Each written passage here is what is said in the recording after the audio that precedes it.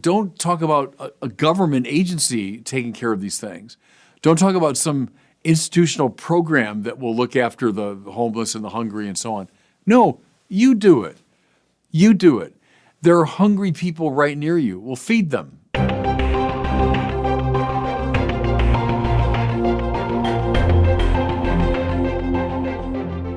Welcome back to the Word on Fire show. I'm Brandon Vaught, the host and the senior publishing director at Word on Fire. Almost all of us want to be a good person, but how do we actually do that? How do we become a person of love? That's what we're discussing today with Bishop Robert Barron, joining us from Rochester, Minnesota. Bishop, good to see you. Hey, Brandon. How you doing today? Pretty good. I hear there's some exciting developments and updates with the new pastoral center that you're building there in Rochester. Tell us about that. Yeah, as we record these words, I'm not sure when the show will come out, but as we record them, I just got back from a meeting at the new pastoral center. It's about, 6 or 7 minutes from where we're recording these words. It's in Rochester here. And we're moving, the headquarters of the diocese from Winona to Rochester. And through a wonderful donation from a great Catholic here and other donors, we got property and we're building a lovely pastoral center. And I brought in an architect friend of mine, Matt Nicholas from Chicago, who was trained at Notre Dame in classical Catholic architecture. And he sort of enhanced the building to make it more Catholic in appearance. In the center of it, it's got two wings. In the center, though, is a great chapel, and with a rose window and a vaulted ceiling. And it's not finished yet, but we got in today, and I really saw the height of it. And even now, it has a great majesty and beauty about it. So I'm just thrilled. It'll be a huge upgrade for us in the diocese to move from where we had been in Winona to here. And I think it'll be an evangelically important sign to the community, because as you come along, it's a major street. As you come along, you see this beautiful, the back of the chapel with the rose window. From the other direction, you see the facade of the building. And so I think it'll proclaim the gospel in its own way. So very happy about it.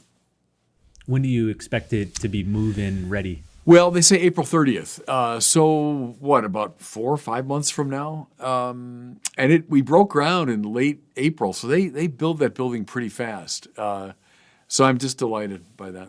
Well, today I want to talk with you about how to become a person of love. When you ask people on the street, what's the purpose of life? Religious people, non-religious people, probably the most common answer you'll get is to be a good person. Mm-hmm. And you and I have quibbled with that answer. That's not necessarily the full purpose of life, but it does raise the question, how do you do that? How do you become a good person? What does it mean?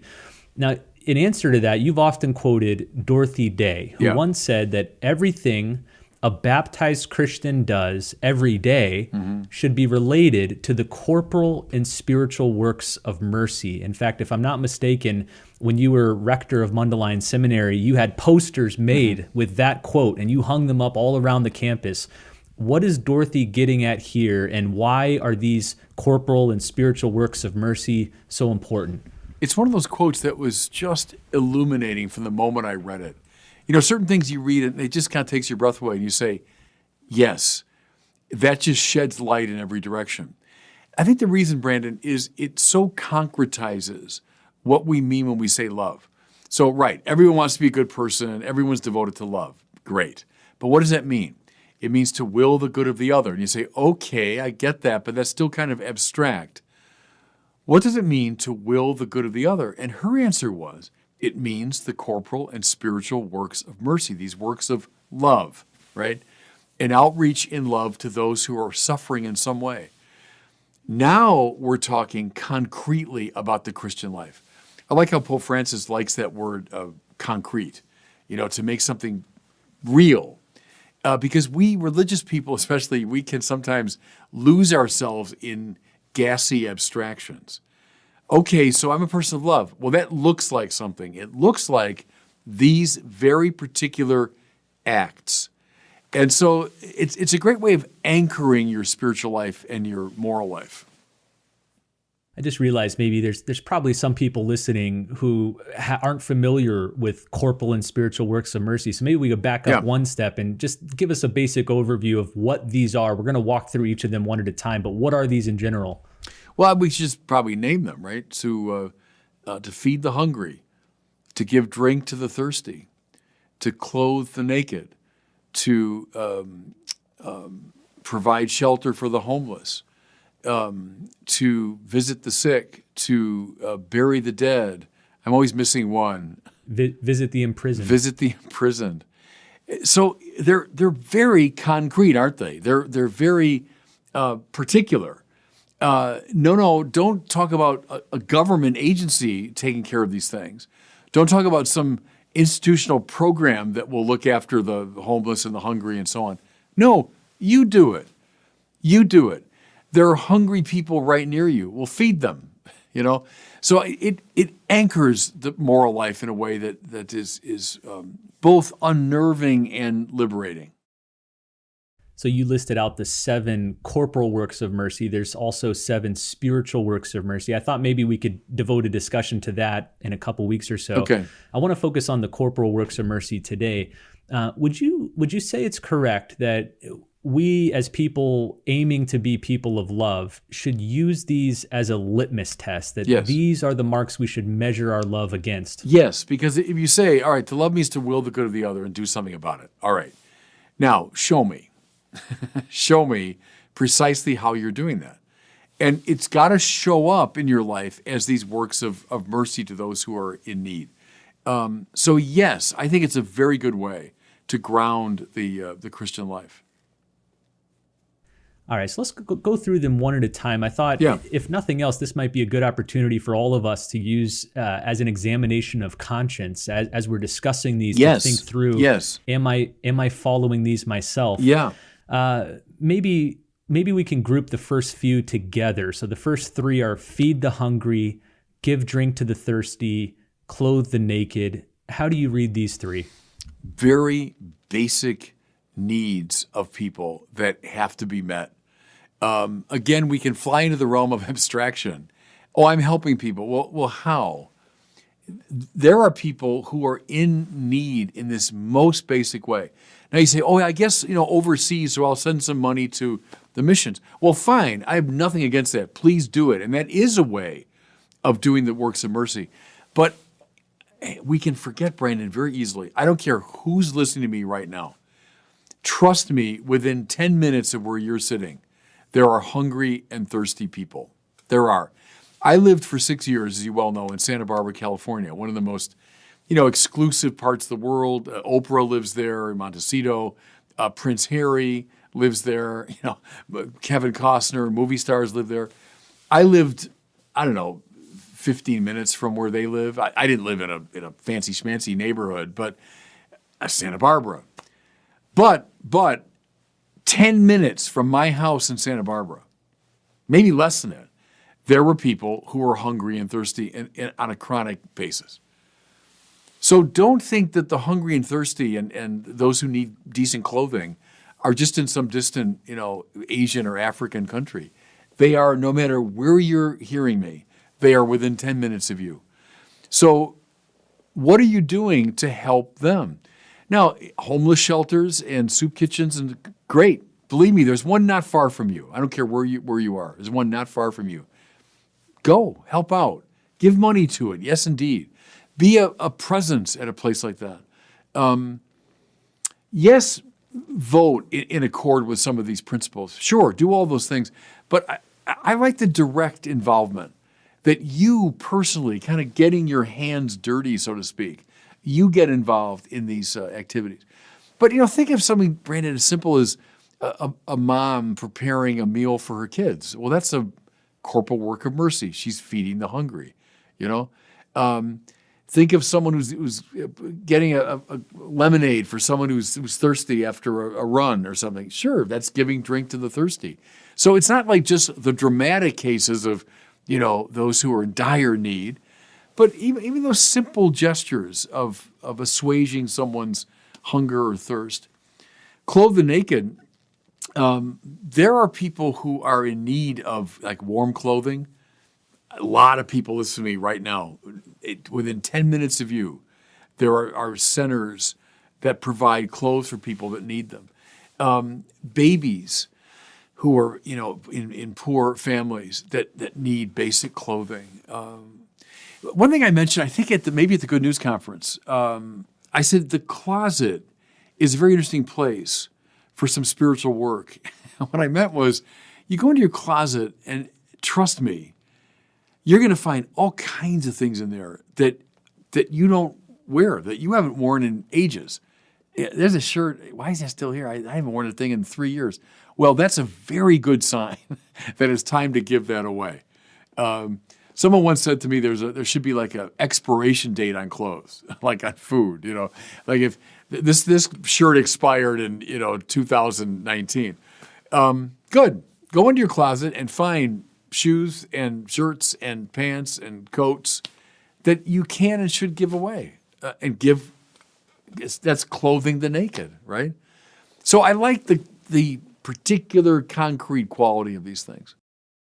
You shared that Dorothy Day quote just kind of rocked your world and left an indelible mark. There was a similar quote that I encountered when I was in college. At the time, I was a Protestant, and there was an evangelical writer named Shane Claiborne, kind of an evangelical version of Dorothy Day, wrote a book called The Irresistible Revolution about serving the poor. And he said this, he said, I come to see that the great tragedy in the church is not that rich Christians do not care about the poor, but that rich Christians do not know the poor. And his point was that there's an indirect way to help the poor through charities and organizations and donations, and all those are good things. We should encourage them. There's something radically different when you go into the street and physically give food or drink to somebody, or physically give clothes to somebody. Why is that a different type of interaction? Because it reaches to the fullness of your being. It's not just the velleity, that would be the most abstract, nor is it just sending a check. It's something that involves the totality of you. As I say, it gets your hands dirty. Or Pope Francis, it gives you the smell of the sheep, So I think it's an incarnational understanding of these works. The closet thing again is interesting. I think I got that idea from, it's been attributed to both John Chrysostom and to St. Ambrose, the line that if you've got two shirts in your closet, one belongs to you, the other belongs to the man who has no shirt. Talk about a quote that takes your breath away, right? If you let that one sink in, I don't know. I mean, look at all the shirts I got in my closet, many of which I don't wear anymore. And you kind of wear the same thing every day. Yeah, that's right. I wear a lot of the same look every day, basic black. So there's such a good, challenging, and incarnate way of expressing love. So those are the first three of the corporal works of mercy: feeding the hungry, giving drink to the thirsty, clothing the naked. The fourth one is visiting the imprisoned. Is this one we should take literally, that all Christians should be going to prisons and visiting prisoners? Yes. I've many times quoted Johnny Cash, one of my musical heroes, but who played in prisons all the time. Famously, the Folsom prison and all that. And he was asked why he did that, and his answer was, well, because I'm a Christian, which is a perfectly satisfactory answer to that question, I think. So yes, indeed, it does mean that. But, he broadened it to, there are a lot of prisons, aren't there? Elderly people that are kind of imprisoned in their own home. Sick people that can be imprisoned on their own bed. People imprisoned by addictions. People imprisoned by their fears. Imprisoned by old hatreds they can't get rid of. There's a lot of forms of incarceration. And so do we visit in a liberating way those who are in prison? Maybe think about that when you, again, I like your idea, Brandon, of a way of examining your conscience. I find that very helpful when you go to confession, so that you don't just kind of repeat the same formulas over and over again, but you really examine your conscience. One way to do it is with the deadly sins or with the Ten Commandments, but this is not a bad way either. How have I done or not done the corporal and spiritual works? So as you're approaching your day, all right, who are imprisoned people that I'm likely to meet today, or that I should go to meet today and visit? It's a good question. I think there's a lot of us at Word on Fire whom you've counseled and helped over the years. And I know one bit of advice you often give to somebody who's really struggling in a dark period, whether because of depression or doubt or sin, or they're just going through something tough, And a bit of advice you regularly give is go out and do Yes. an act of love. Right. And you Yeah. use these as your reference. Why Yeah. is that the right path to take? I've been saying that for years because I preach that to myself too. Look, if the Lord is right about this, that you'll know that you're my disciples by your love. God is love. The goal of life is union with God, and therefore we have our answer. That's the answer. And I think it's proven experientially over and over again that when you're preoccupied, when you're afraid, you're anxious, you're depressed, there's a kind of, as Augustine said, right, incurvatus in se, you've caved in around yourself. Go out. Go out. And not just to find entertainment, go out in an attitude of love. And you'll break free of this kind of black hole quality. That's, I think our metaphor for incurvatus in se would be a black hole that just draws everything into itself. To break free from that is to engage even in the simplest act of love. It doesn't have to be, Mother Teresa, but I mean, just how about write a note to someone that you haven't talked to for a while that you suspect probably could use a word of encouragement. Offer a compliment to someone who needs it, right? Help a kid who's struggling with his or her studies in school. Bake cookies and give them out. I mean, do anything that will break you free of the black hole tendency of sin. That's what I mean. And so when people write to me, they do sometimes, saying just that, like, I'm just lost. I'm in a black depression, And I don't know the person well enough to be giving like really good psychological or counseling kind of advice. But I always say that. All right, step one, perform the simplest act of love today. And then tomorrow, do another one. And the next day, maybe do 2 acts of love, And it can't do any harm. The person probably needs, I know needs more, personal attention and maybe psychological counseling and medication even, who knows? And nothing wrong with any of that. But as step one, perform the simplest act of love. And I think you'll find a way out of that hell. Well, the 5th corporal work of mercy is shelter the homeless. And it's easy to think of Dorothy Day once again. She and Peter Morin founded these houses of hospitality where they would regularly welcome people off the street to sleep as long as they needed to.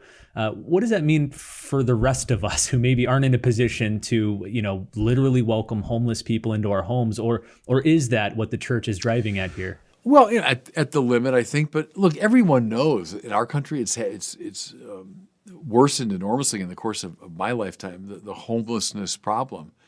My years in L.A., I was there for 6 years, and it was appreciably worse.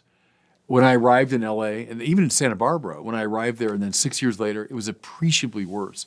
Go up the coast in California, San Francisco, and other places. Homelessness here in Rochester, Minnesota, which is brutal as the winter has now arrived, So yeah, to be aware of that problem and do something. Now that might be, in your contributions, in your political commitments, but yeah, that you do something to provide shelter. Now, maybe it's working in a homeless shelter. Maybe it's contributing to a homeless shelter. So different ways you can do it. But that problem has only gotten worse, hasn't it, in our time?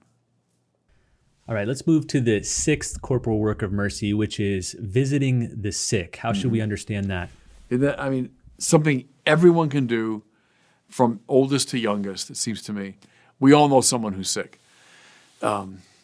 In the hospital, in a hospice care, in nursing care, someone who just has a bad case of the flu and they're in bed. Everyone, I bet, listen to me right now, knows somebody who's sick and could stand to visit. When I was doing parish work, Brandon, many years ago, I was very devoted to this. And not that I found it easy, I didn't. The prospect of getting in the car and driving to a hospital and spending a couple of hours, visiting parishioners. But gosh, I always, without exception, came back from those visits full of joy. I always thought of the psalm. They went out full of tears, carrying seed for the sowing. They come back full of songs, carrying their sheaves. That's what it was like for me when I was go to the hospital to visit parishioners. is I kind of went out with tears, like with some resistance. But I always came back laughing, always came back with a song, right? Do it. Visit people who are sick. We all know somebody. So it's, again, concrete. Hard to do? Yeah, sometimes. Annoying, difficult? Yeah, but do it. Visit the sick. I like how this corporal work of mercy is not heal the sick, Right. not make them feel better, but visit them. Why? What about visiting is important? This is an act of love, isn't it? It's being with someone. It's willing the good of the other. As I've come just to be with you. And I remember this is some years ago, and I was really sick. I won't go into all the details, but I just come out of a surgery, and I must say I didn't want visitors at that point. I was like, please go away. But then after a few days, no, I craved having visitors. Because we all know it's a tough time, and it's hard to be yourself when you're sick, and so visiting means a lot. All right, let's turn to the last corporal work of mercy, which is burying the dead. And I know you have a particular memory of your father in regards to this corporal work of mercy, how he practiced it and counted it. It's where I learned the term. This one, I was a little kid, and my father, was a good Irishman. He went to a lot of wakes, and he was a salesman. He knew a lot of people, and that combination meant he went to a lot of wakes. And he'd come home from the wake, and I'm a little kid, and we're kind of wondering, what were you doing? What's the point of that? And he would always say, corporal work of mercy. So he must have learned that when he was a kid in Catholic, grade school. So going back into the 1920s. And what do you mean, corporal work of mercy? And you say, well, that's one of them is burying the dead, is that you're attentive to the needs of, those, the families of those who've died, et cetera. And so that's where the phrase first got in my mind.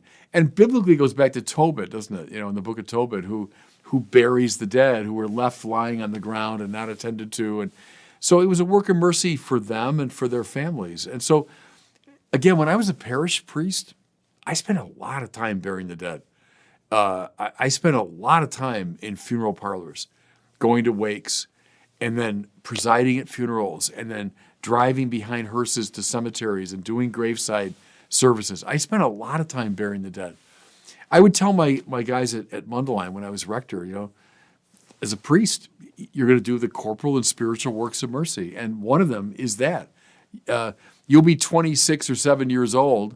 It's a beautiful summer day, and you're following the third hearse of the week, But that's the game. That's what we do. We do the corporal and spiritual works of mercy. So that's, again, a concrete expression of the church's life. As we wrap up here, I wanted to ask one more question about these corporal works in relation to families. Bouncing off something you said just a little bit earlier is, I talk to a lot of mothers and fathers with lots of kids, and they already feel overwhelmed thinking of adding all these extra corporal works of mercy to what they're doing. But I know for me, there was once a priest who impressed upon me the need to practice these within the family, and how parents are naturally already doing at least six of these things every day. Feed the hungry. Think of all the times, Brandon, you and Kathleen have fed your children and give them a drink when they're... Most days. Yeah, a few days you just leave them to starve. No, so right, and clothe the naked. Well, look, how many babies have you brought home, naked from the hospital? And from that moment on, you've been clothing them. So yes, that's absolutely right. And even, visit the imprisoned, not that your kids are in prison, but they'll get imprisoned by all kinds of, their fears or their anxieties or whatever. Visit the sick? Are you kidding? Parents are always at the bedside of sick kids, right? So yeah, that's absolutely right. It doesn't have to be, the dramatic Dorothy Day, Mother Teresa expression, but it can be very everyday. Absolutely.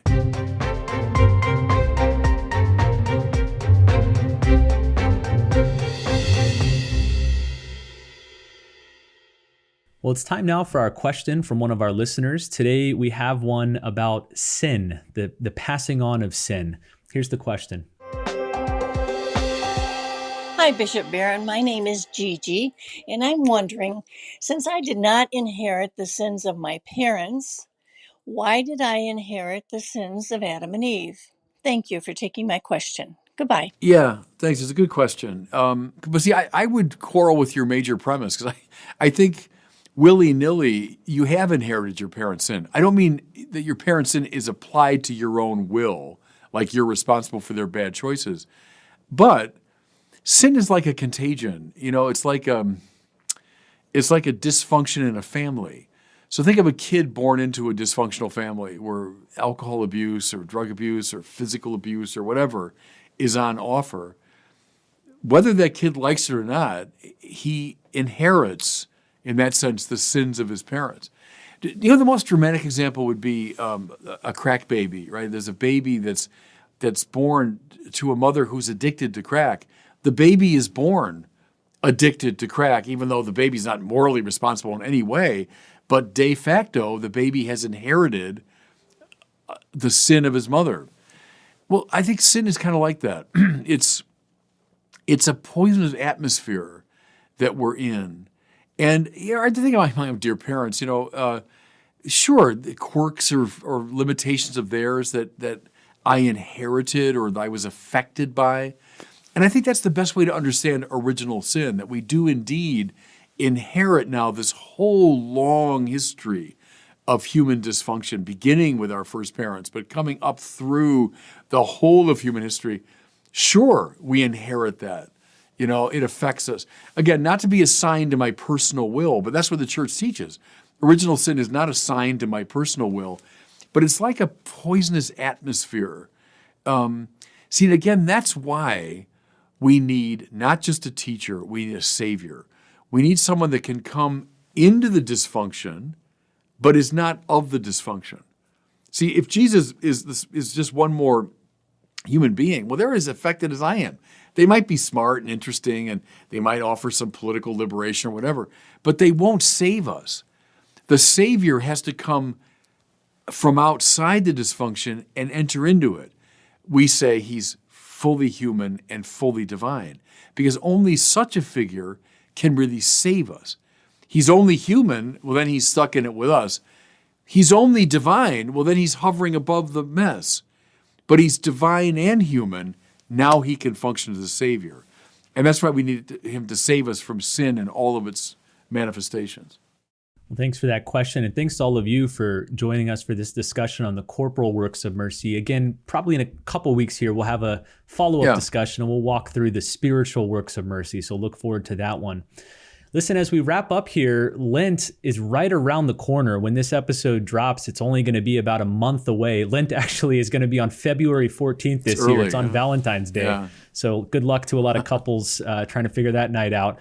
But at Word on Fire, we are once again releasing our Lent Reflections booklet. So you can get your 2024 Lent Reflections booklet today, and we want to send it to you for free. You can get a free copy. You just cover the shipping and handling.